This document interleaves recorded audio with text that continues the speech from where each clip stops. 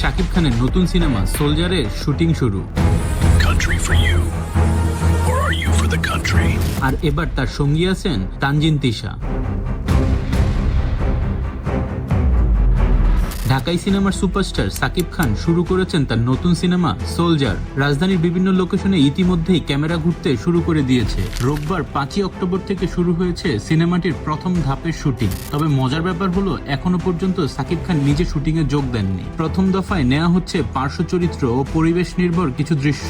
দ্বিতীয় লটে অর্থাৎ পরের ধাপে যুক্ত হবেন শাকিব খান এবং সিনেমার অন্যান্য মুখ।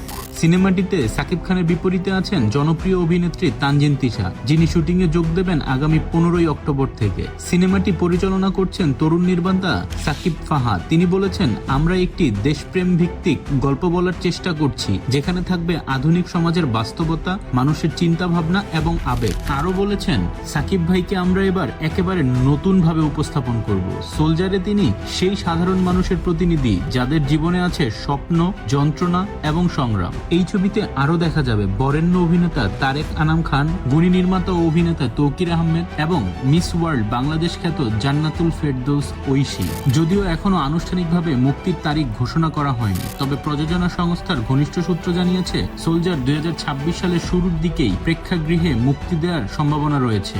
উল্লেখ্য, সাকিব খানের সর্বশেষ মুক্তিপ্রাপ্ত ছবি ছিল তাণ্ডব, যা কোরবানির ঈদে মুক্তি পায় এবং দারুণ সাড়া ফেলে। তবে সোলজারে নাকি দেখা যাবে একদম ভিন্ন ধরনের সাকিব খানকে, নতুন লুকে, নতুন চরিত্রে। সোলজার হতে যাচ্ছে এক দেশপ্রেম মিশ্রিত অ্যাকশন ড্রামা, যেখানে সাকিব খানের চরিত্রটি হতে পারে সাধারণ মানুষের কণ্ঠস্বর। তানজিন তিশার উপস্থিতি সিনেমাটিকে আরো তরুণ ও রিফ্রেশিং করে তুলবে বলে মনে হচ্ছে। আপনারা কি ভাবছেন? সাকিব খান আর তানজিন তিশার জুটিকে দেখতে কেমন লাগবে বলে মনে হয়? কমেন্টে জানাতে ভুলবেন না। ধন্যবাদ।